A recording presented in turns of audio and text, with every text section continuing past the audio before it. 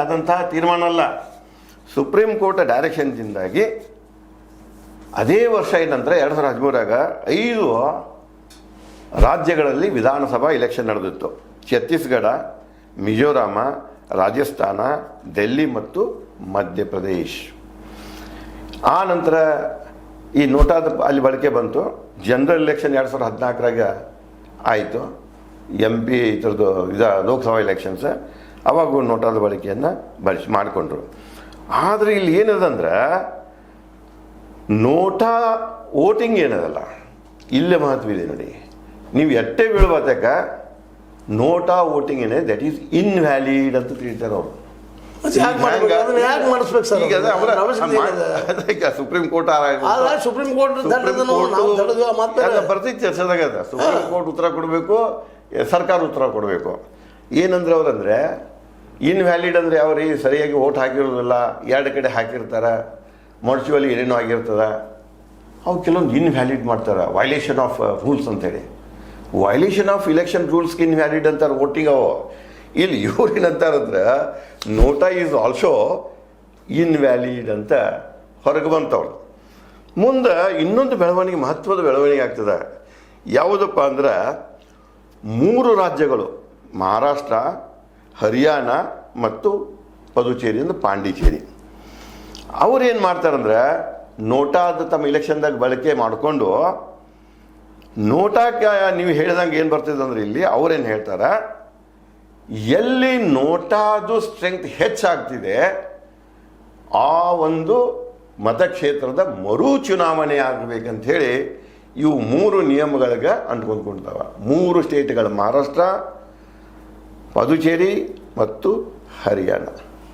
ಅದಕ್ಕೆ ಅವ್ರು ಏನಂದ್ರೆ ಅವರು ಉತ್ತರ ಕೊಡ್ತಾರೆ. ಅದಕ್ಕೆ ಏನಂತಾರಂದ್ರೆ ನೋಟಾ ಅನ್ನೋದು ಇದು ಕಾಲ್ಪನಿಕ ಮತದಾರ ಅಭ್ಯರ್ಥಿ. ನೋಟಾ ಅನ್ನೋದು ಒಂದು ಅಭ್ಯರ್ಥಿ. ಮ್ಯಾಗೇನು 5 ಮಂದಿ ಇರ್ತಾರಲ್ಲ, 5 ಮಂದಿನೂ ಅಭ್ಯರ್ಥಿನ ಅವ್ರ. ನೋಟಾನು ಒಬ್ಬ ಅಭ್ಯರ್ಥಿನ.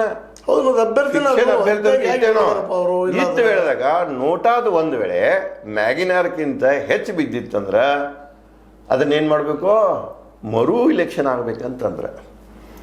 ಮುಂದಿದು ಮತ್ತೆ ಗದ್ದಲ ಚಾಲು ಆಯ್ತಲ್ಲ, ಮತ್ತೊಂದು ಕೇಸ್ ಬರ್ತಿದೆ ಸುಪ್ರೀಂ ಕೋರ್ಟ್. ಇದೆ ಸುಪ್ರೀಂ ಕೋರ್ಟ್ನಲ್ಲಿ lily Thomas versus speaker Lok Sabha, government of India.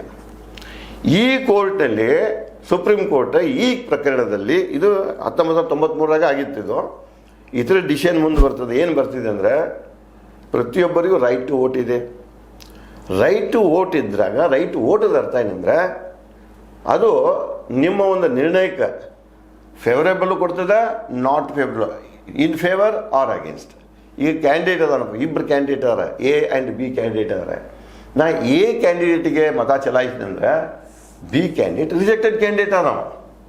A ನನ್ನ ಫೇವರ್ ಅದ, Bಗೆ ನಾ ಹಾಕಿನಂದ್ರೆ A ರಿಜೆಕ್ಟೆಡ್ B. ಹಂಗಾರೆ ರಿಜೆಕ್ಟೆಡ್ ಎಷ್ಟದು, ಫೇವರ್ ಎಷ್ಟದು ತೆಗೆದಾಗ ಫೇವರ್ದು ಹೆಚ್ಚು ಯಾವುದು ಅಂದ್ರೆ ಆರ್ಸ್ ಬಂದಾಗ ಯಾರು ಹೆಚ್ಚು ಬಿದ್ದಿಲ್ಲ ಅವ್ರು.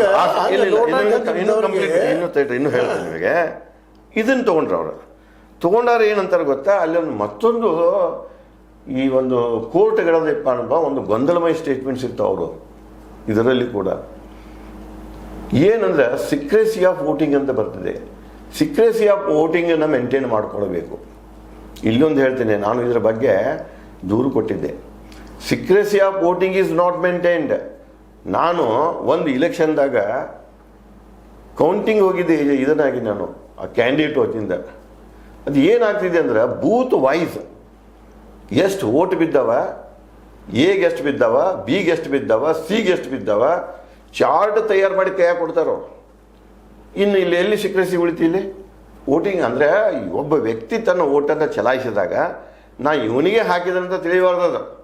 ಬಟ್ ಇಲ್ಲಿ ಬೂತ್ ವೈಸ್ ನಿಮಗೆ ಲಿಸ್ಟ್ ಸಿಕ್ಕಾಗ ಅವ ಅನುಭವದ ಮೇಲೆ ಕ್ಯಾಂಡಿಡೇಟ್ ತಿಳ್ಕೊತಾನೆ, ನನಗೆ 100 ಮಂದಿ ಹಾಕ್ಯಾರ, ಅವ್ನಿಗೆ 50 ಮಂದಿ ಹಾಕ್ಯಾರ ಅಂದ್ರೆ 50 ಮಂದಿ ಎಲ್ಲ ಇವರೇ ಅದಾರ ಅಂತ ಹೇಳ್ಕೊಂಡು 5 ವರ್ಷ ಅವನೇನು ಮಾಡ್ತಾನೆ, ಅಧಿಕಾರದಾಗಿರುವವರೆಗೂ ಅವ್ರಿಗೆ ತೊಂದರೆ ಕೊಡ್ತಾನೆ. ಇಲ್ಲಿ ಸೀಕ್ರೆಸಿ ಉಳಿಯೋದಿಲ್ಲ.